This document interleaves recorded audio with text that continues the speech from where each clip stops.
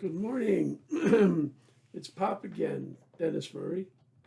Uh, Today is Popcast 59. It's called Nature's Wisdom, Part 9. Uh, Yesterday we talked about that nature has abundance but also consequences. There are consequences to acting unwisely. Nature uses both carrots and sticks.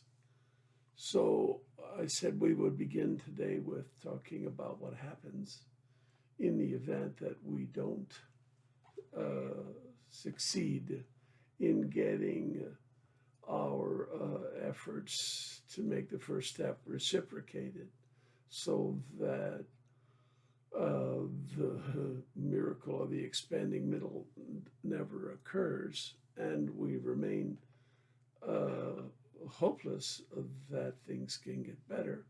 We remain, in other words, pretty much where we are right now. So, what are the consequences? And I don't have a crystal ball into the future,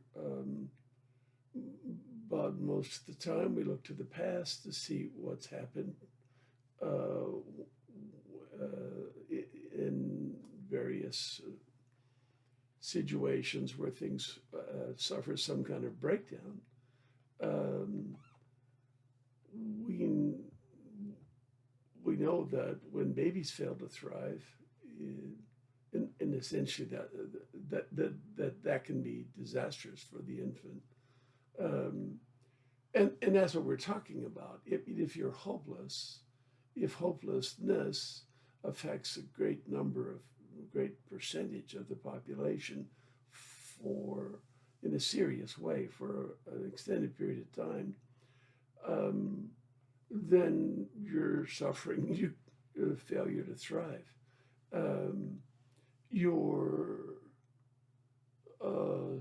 our human psychology has evolved for us to need hope, as we've talked about in recent days quite a bit. So, if you need hope and you're hopeless, you're in a serious problem. And a failure to thrive is a good way to describe it. And we all know that um, this can be have grave consequences. Um, Civil breakdowns and increasing disorder uh, have occurred in the past when societies seem to have lost their way. Um, we ourselves had a civil war the last time we were in a similar situation. If you take a quick look back at U.S. history, for the first 50 years or so, we had to deal with war with an external enemy, Britain. And then we later in all of this century, for the most part, have been involved with massive wars in Europe. And then with a very long Cold War, I say this century, I forgot. Uh, some of you people were born in this century. And so, I mean uh, the 20th century, not the 21st. So during the 20th century, we had long periods with great wars or with another common enemy, the Cold War with Russia. And having an external common enemy essentially hides the hopelessness that may be going on. It, Let me rephrase that. It creates a situation where you're able to work with people that, when there's not a common enemy, you may well be unable to work with. So that the in our country's history, there only have been a couple of brief periods when there wasn't an external enemy, and uh, the largest of those periods was from 1830 or so until the end of the 1800s. And there were a few stretches in the 1900s in between wars and external enemies, but not enough to amount to anything. And in the 2000s, we're all relatively familiar with the fact that there's increasing since the end of the Cold War. Essentially, we immediately started turning on each other. It didn't take long, and it's building up big time. So we're in a period that's all roughly comparable to the period in about 1830. You could date it from the time when Andrew Jackson was elected, if you'd like. And that the last time we were in a similar period, in other words, it ended in a civil war. Not a good omen for us. Other countries have disintegrated when the civil breakdowns and disorder got too large, and literally, gone out of existence. Even in relatively recent times, Yugoslavia was a put together country that only stayed put together so long as there was an external power keeping it together. And with the death of its strongman and the end of the Cold War, it became, 5 countries in a very short, brutal period of time. If you go far back in history, ancient China and ancient Egypt both had incredible civilizations. They've left us artifacts and physical buildings and physical cultural creations that are mind-boggling. And with the pyramids in Egypt and the mummies and the tombs in other places, not in pyramids, and in China with the great terracotta warrior army and incredibly beautiful things produced in artistic objects that were part of everyday use. These were vast cultures, but both of them had multiple periods of some centuries each where there was essentially major disorder, where the government failed and a huge number of local political power centers formed. China had it happen twice, both in the 1,000 years prior to the modern era at what we call the common era that is dated to the birth of Christ. It happened in 700 and something for a couple of 100 years in China, and then a similar period happened right after for about the same time period. And in India, in Egypt, there were 3 major periods where there was this breakdown. So, again, we just talked about the lesson of history. I don't have a crystal ball, but the lessons of history are brutal and sobering. In our own situation, we have a world population that is huge and is incredibly larger than 150 years ago. And during that time, world trade in agricultural products and in other necessities has gone through the roof. But if you disrupt trade by having arguments with all of your trading partners, it would affect how much population we can continue to sustain. If trade gets disrupted by climate, events, for example, or if agricultural production gets disrupted by climate changes, for example, um, then if we don't have the capacity to both produce food and necessities in sufficient quantity and to move them around the world, um, and have some system for uh, exchange to pay for them, then a significant portion of the world population will die in a very ugly manner right in front of your eyes in, you know, 20 or 50-year period um, that you'll wish you weren't alive to see. Uh, I'm not trying to predict this, but I'm saying based on history, these things happen. Nature can be just as brutal as generous. And all of these people are only alive because we've been cleverly able to greatly increase our capacity to produce food and necessities and distribute them around the world. Physical distribution and economic arrangements that are needed. These are all just social arrangements of human activity.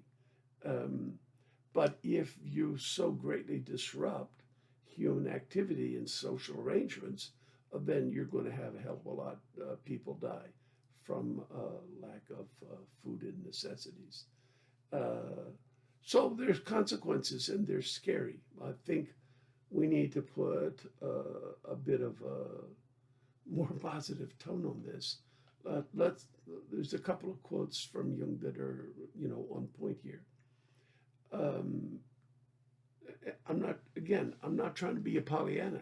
Just as I wasn't predicting these kind of troubles, I was just identifying that in the past, these troubles have happened and on a large scale. Um, so that we can't ignore the possibilities. We're playing with fire, in other words, with our hopelessness. But to put things in the proper light, we have to also both look at the light as well as the darkness. So Jung has said things like, man needs difficulties, they're necessary for health. Well, in that case, we should be pretty damn healthy because we got a lot of difficulties. But I think there's some wisdom to what he's saying.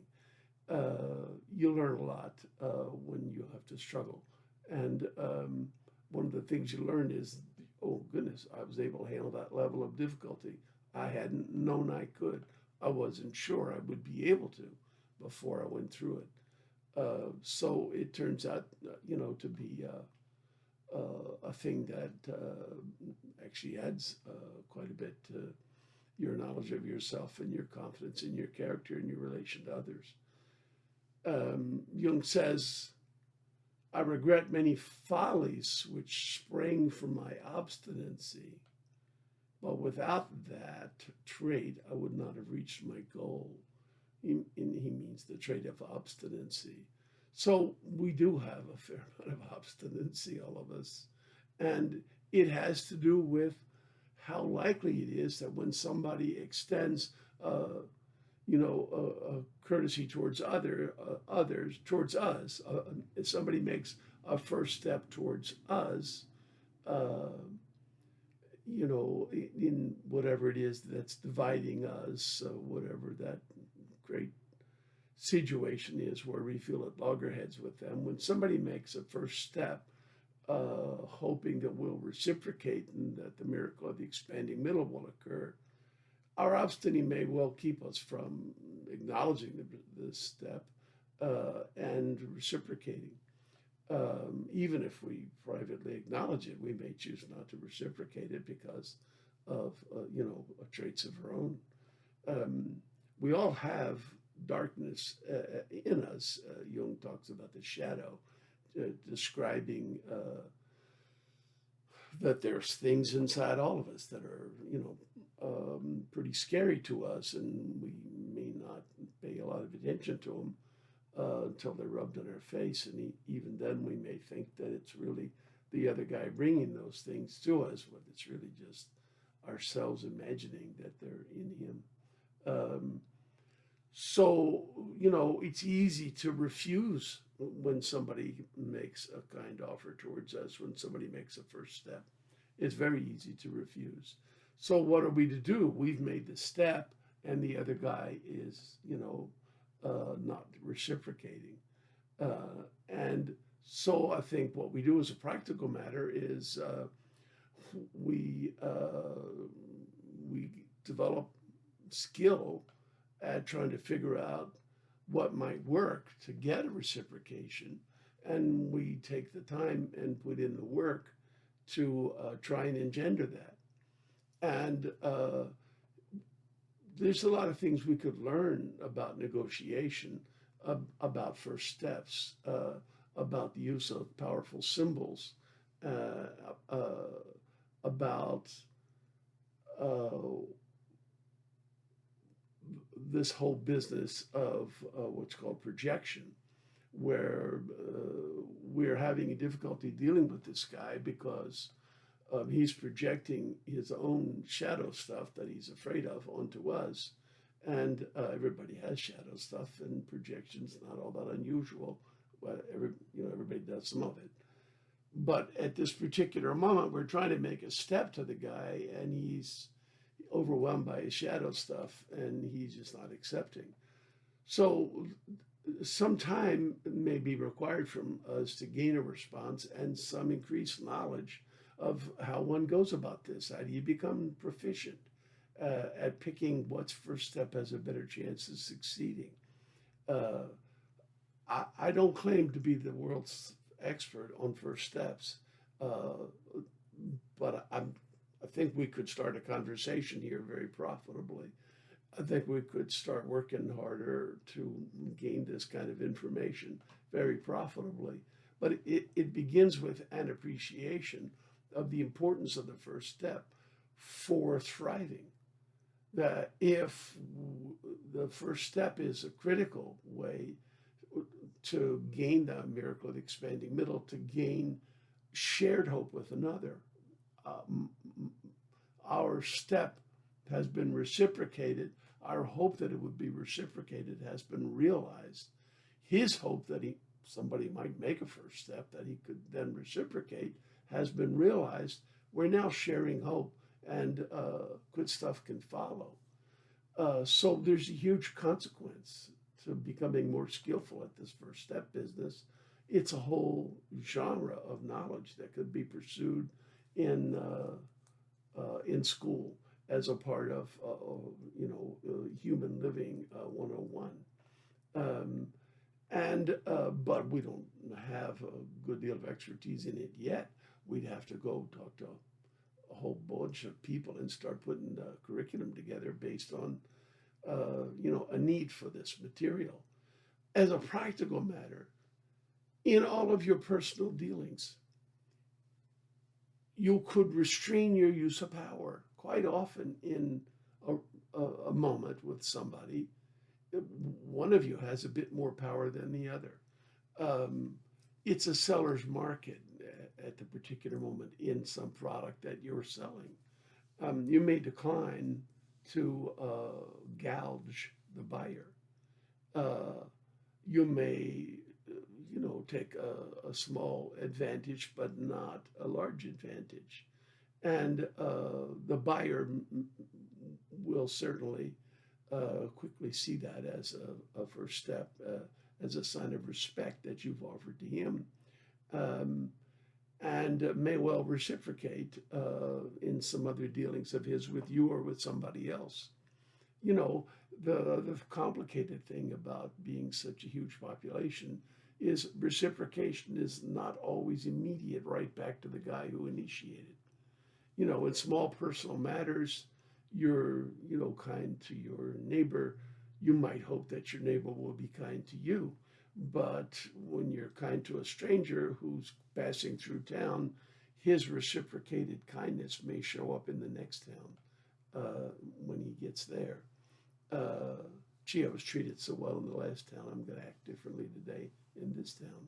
Um, So, we can't always see it directly happening right now, but, it's part of learning about this whole business of effective use of first step as something we didn't realize was so important and is so connected to our own thriving.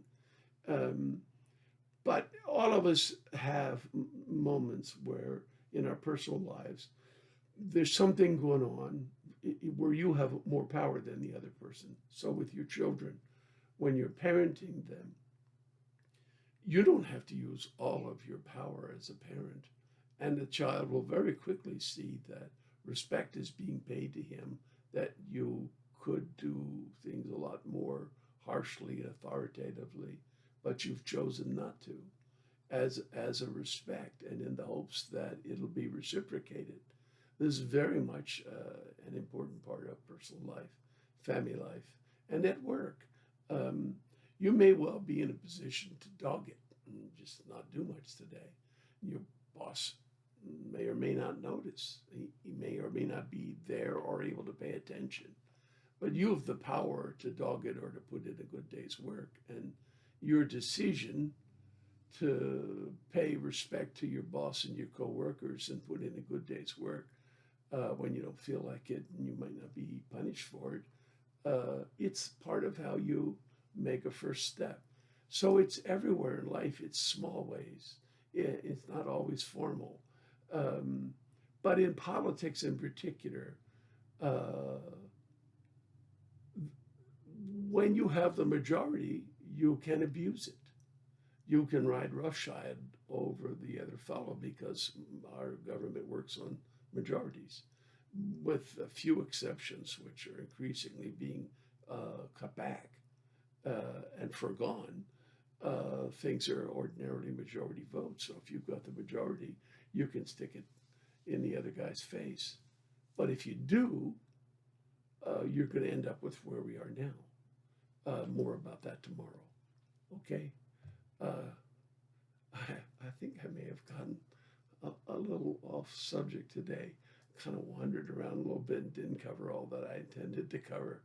But it comes out the way it comes out. And I rarely make remakes. You get what I got. Okay, take care. See you tomorrow. Bye bye.